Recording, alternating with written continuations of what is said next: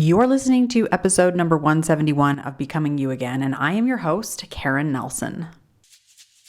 Welcome to Becoming You Again, the podcast to help you with your mental and emotional well-being during and after divorce. This is where you learn to overcome the grief and trauma of your divorce. We're going to do that by reconnecting with yourself, creating lasting emotional resilience, and living a truly independent life so that your life can be even better than when you were married.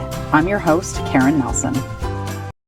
Welcome back to the podcast. So you may have just picked this episode to listen to because you were curious about the title. Obviously, understanding manipulation tactics can be very important to you, especially if you're asking yourself questions about your relationship. Specifically, should I leave my marriage? Should I stay in my marriage?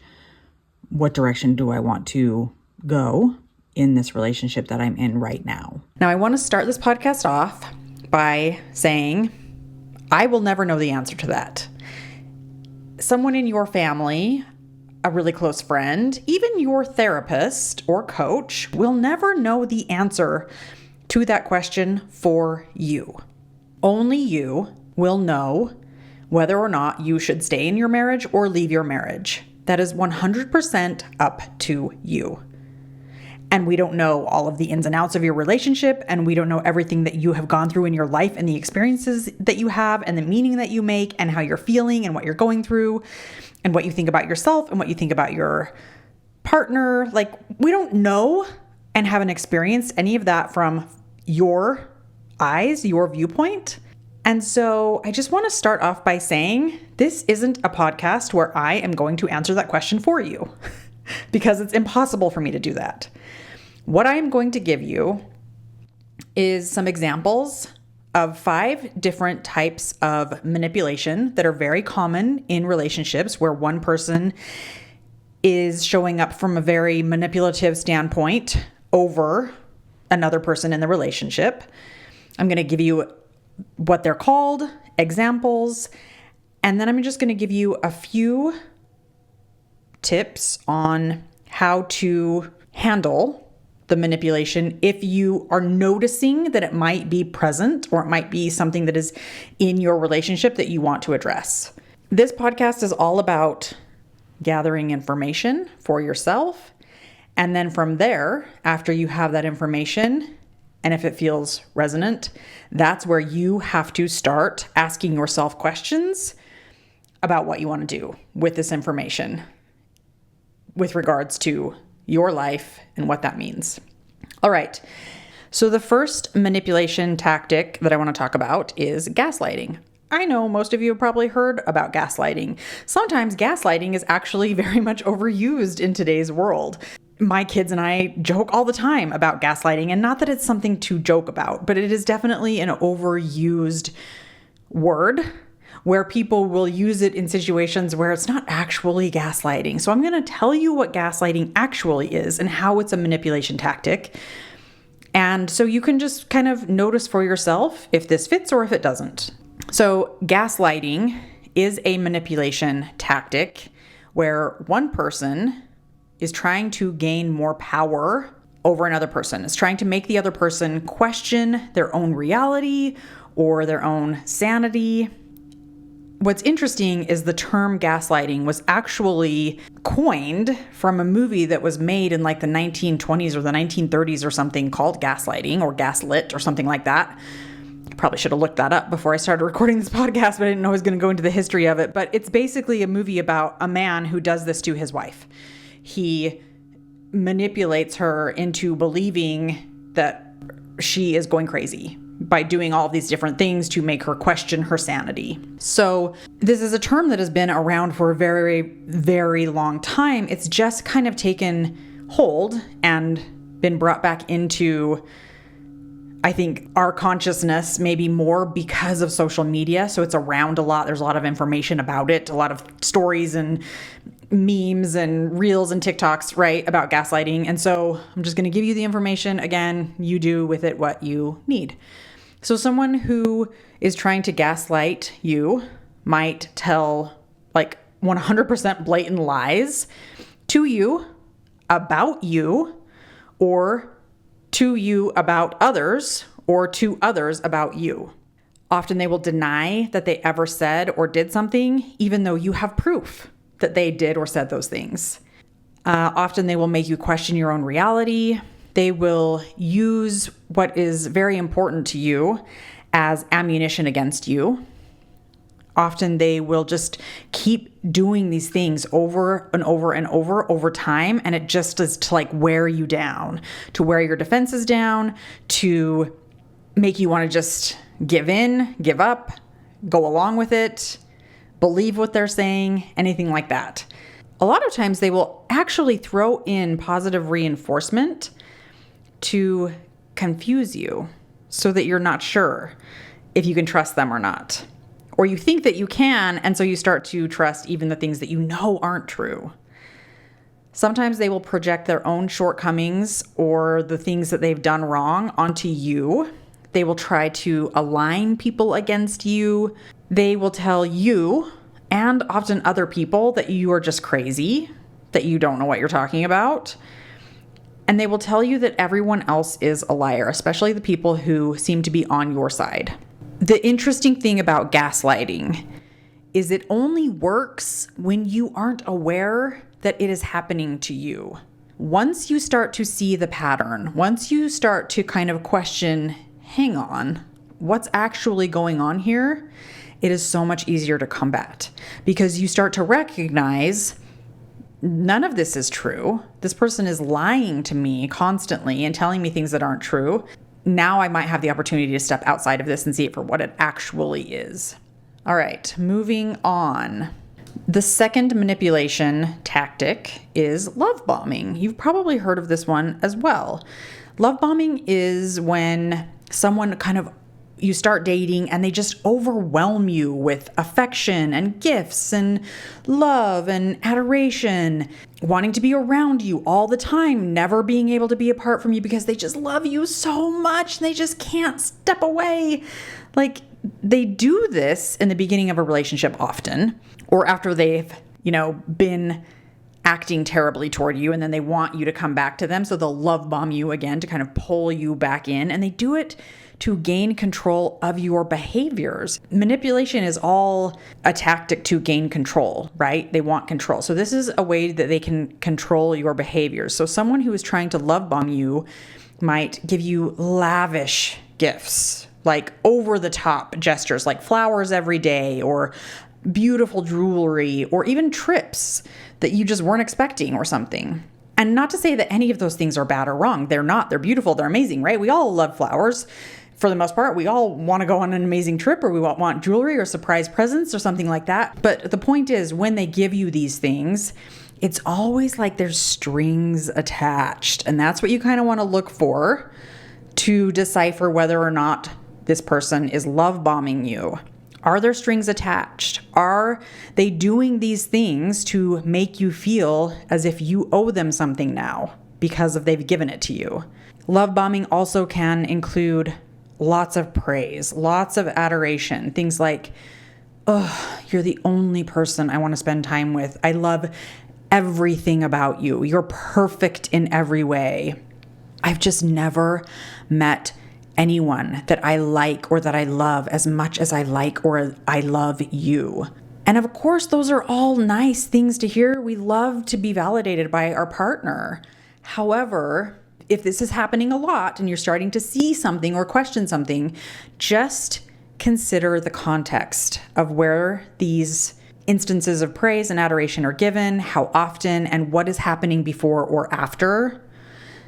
It might give you a clue as to the intent behind the words. People who love bomb often want to be in constant communication with you, constantly calling, constantly texting, constantly messaging over social media, like all day long. And I don't just mean like good morning and then good night and maybe a text in between somewhere. I mean like all the time. They are constantly monitoring your messaging and texting, and they are not okay when they are not the number one person that you are communicating with. Constant communication. It might feel good in the moment, but take a look at it and figure out where the intent is coming from. And often people who are love bombing get very upset when you start to implement boundaries. Now remember, boundaries are always coming from what I'm going to do to protect or take care of me. Of course, someone who is using this manipulation tactic is not going to like that. And so if you were to say, I think we need to take things a little bit slower, I have to work, I'm not going to be able to text you back until I'm done with work during the week, or, I have these other commitments that I'm taking care of in my life right now. We can only see each other on Tuesdays and Fridays or something like that. They're not going to like that. They are going to get upset. To them, that means that you don't love them, that you're not as committed as them, and they might use that idea against you to try and get you to commit deeper into this relationship that maybe you're not even 100% into, or maybe you're just not ready for. So again, take it all in the context and decide from there. All right, the third manipulation tactic is the guilt tripper. Now, guilt tripping often shows up in marriages, right? This is a very commonly used tactic with husband and wife, or sometimes even with like family members, parents with children, friendships it can show up in. But again, I'm talking about your marriage. And so I want you to take a look at this in relation to the person that you are married to. So someone who is trying to guilt trip you might point out how hard they work and all of the effort that has gone into whatever it is that they've done. And they do that in order to make you feel as though you've fallen short, like you're not showing up as much as they're showing up. And they're guilting you into either trying harder, working harder, doing something that they want you to do that you don't want to do, anything like that. They might be really sarcastic or like passive aggressive in certain situations. Now, again, depends on your relationship. Maybe you guys have a really sarcastic relationship. These are only things that you will know. And it's just, can I take a look at this? What's the intent here? Often, if you try and talk to a guilt tripper about what is happening, they will ignore any of your efforts to talk to them about the problem. They will ignore the conversations. They will walk away. They don't even want to address it. A common manipulation tactic that guilt trippers use is the silent treatment. The silent treatment is, to me, one of the most infuriating manipulation tactics that is out there. So pay attention if you have a partner who is often treating you with the silent treatment. They are very much doing it to manipulate you to show up in some way, to make you feel guilty about something that you supposedly did or didn't do that they wanted you to do or not do. It's a manipulation tactic. They will often act like everything is fine or pretend like nothing is wrong, but then they act completely opposite, like not everything is fine and something is wrong. So they're clearly like their words and their actions are not lining up in some way. Often they will use their body language to communicate how unhappy or displeased they are through very passive aggressive ways, right? Like sighing, like crossing their arms, maybe slamming down objects, but not really saying anything. Just using that body language to try and communicate how they're feeling. They're expecting that you are just going to be able to read their mind. Okay, so the fourth type of manipulation tactic is called negging. Negging is a word that I just barely was introduced to within the last 6 months. I hadn't really heard about it up until then. Maybe you have, maybe it's something that you recognize, maybe it's something that you know about, but it was kind of a newer term to me, although I don't think the manipulation tactics are anything new. It was maybe just a word that I didn't know fit all of these things. So negging is when a person tries to manipulate you into feeling bad about yourself, and they do this to literally have almost complete control over you because they're the only person that you will go to for validation or trust, who you think is actually telling you the truth about things. or telling you the reality of things when what they're actually doing is making you feel bad on purpose. So they will often give backhanded compliments like, "Oh, don't you look fabulous? I would never be brave enough to wear those leggings out in public," or, something like that. They will compare you to other people.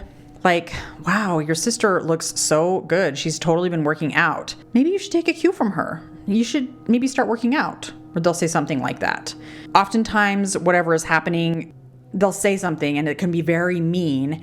And then they'll follow it up with, "Well, I was just joking." Like if you said something like, "I can't believe you just said that to me." They'll say, "Well, I was just joking. You don't have to take everything I say so seriously. I was just kidding." Like, come on. Can't you just find it funny that I'm telling you these horrible things about you? It's so funny, right? So that's another example of negging. They might insult you, but then they say, "Well, I'm just giving you some constructive criticism. I'm trying to help you better yourself." They'll give you the insult or they'll be mean to you in some way, but then they'll cover it up by saying, "Well, I'm just trying to help you be better. I'm just giving you that constructive criticism." And sometimes they'll even say the insult disguised as a question, because maybe as a question, then you'll start to question yourself, and then you won't blame them for pointing out what they think is wrong with you. Don't take this the wrong way, but are you really going to go out in public looking like that?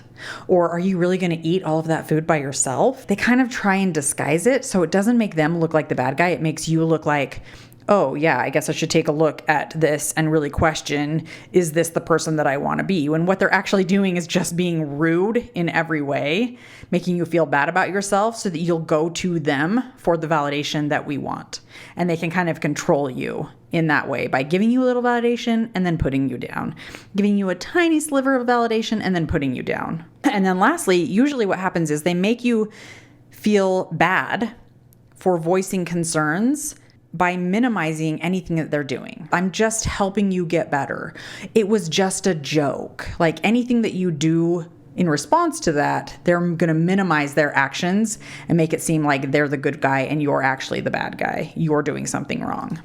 All right. And then finally, our fifth manipulation tactic is emotional blackmail. Emotional blackmail is very dysfunctional. They will be placing demands on people, on partners, to get what they want. And kind of the undertone of this blackmail, this emotional blackmail, right, is if you don't do what I want you to do, then bad things are going to happen. You will suffer in some way.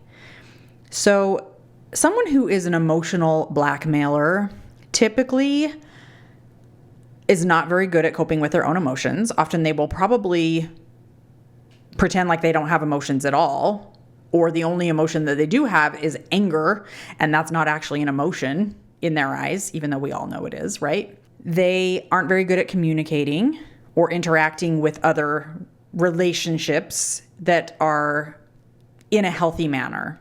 Often they will turn to stonewalling, they will turn to slamming doors. Really, emotional blackmailers are very good at acting out on their emotions.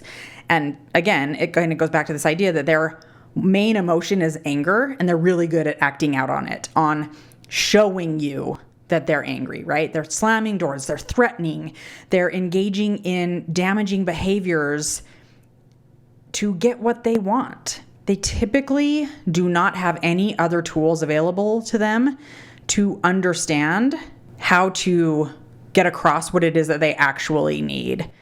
Somebody who is an emotional blackmailer might say something like, "Well, if you ever leave me, I'm going to kill myself." Or, "If you ever stop loving me, I'll kill myself." We've all heard of situations where someone has said that to someone else.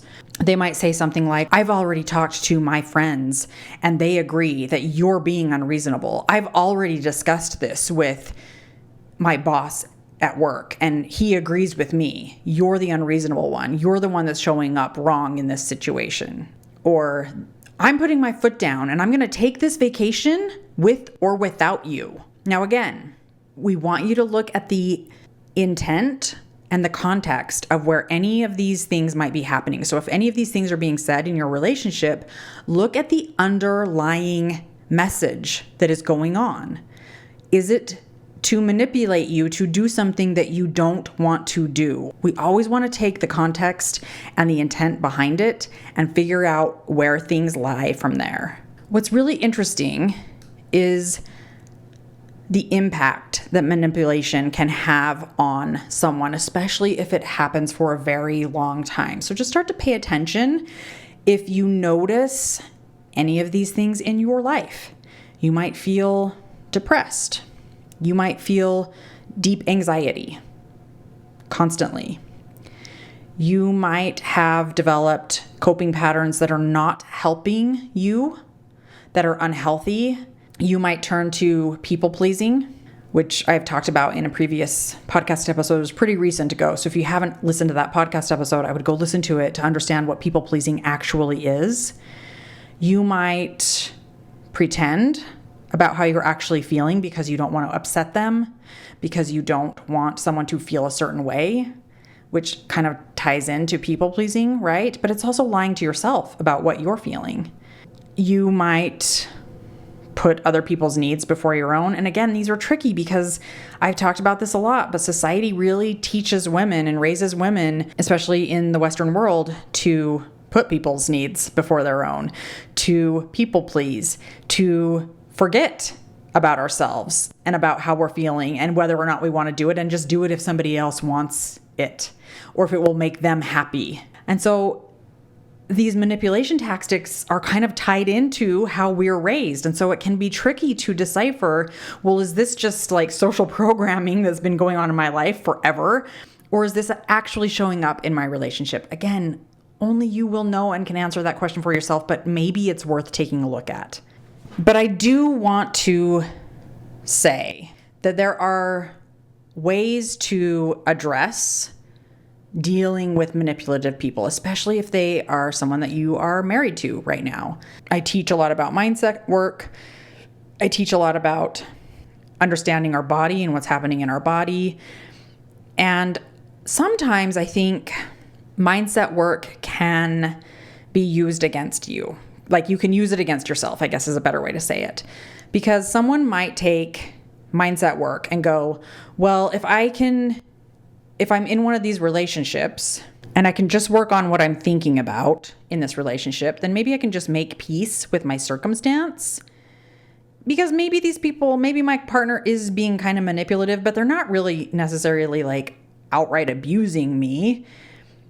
And so maybe I should just play nice. Maybe I should just stick it out. Maybe I should just change the way I'm thinking about the relationship or about this thing that they're doing and decide that like it's okay. And if that's what you're thinking, I'm just going to put my foot down and say no.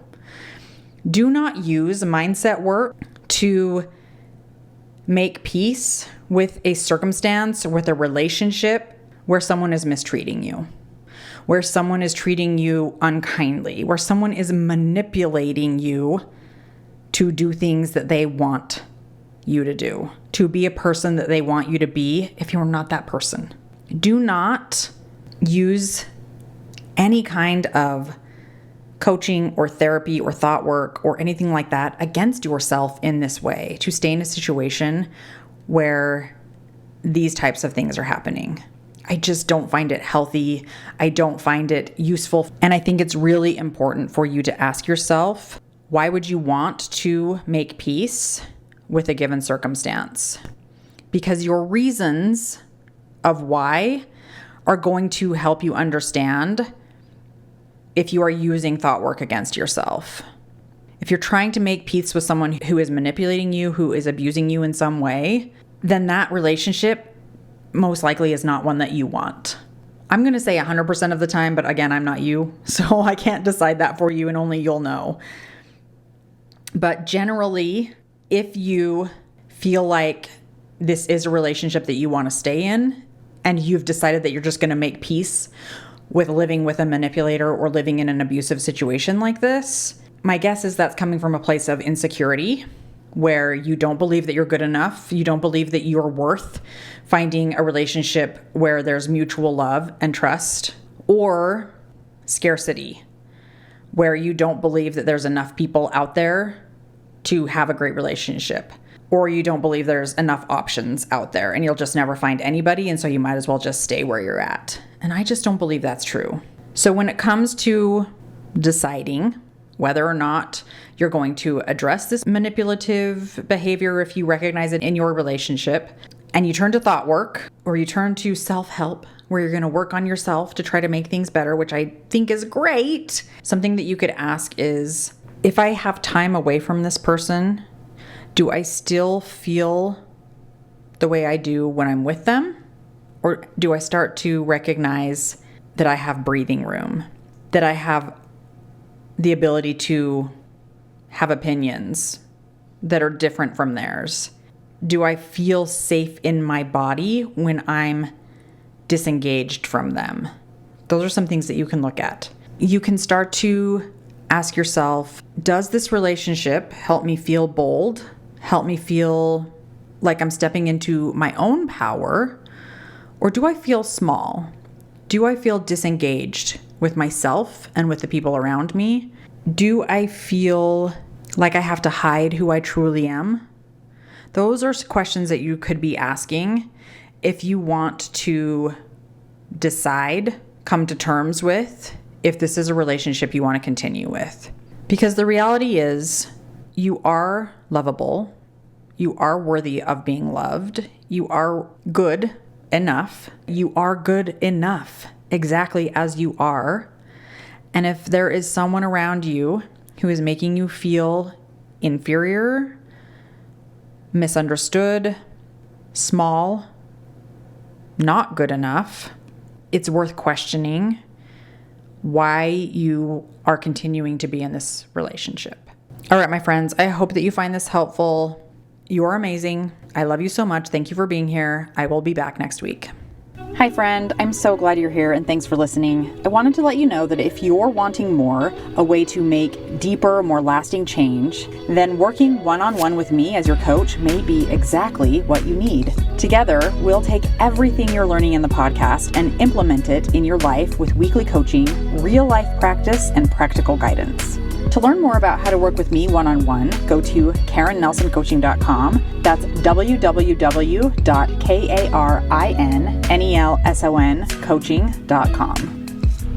Thanks for listening. If this podcast agreed with you in any way, please take a minute to follow and give me a rating wherever you listen to podcasts. And for more details about how I can help you live an even better life than when you were married, make sure and check out the full show notes by clicking the link in the description.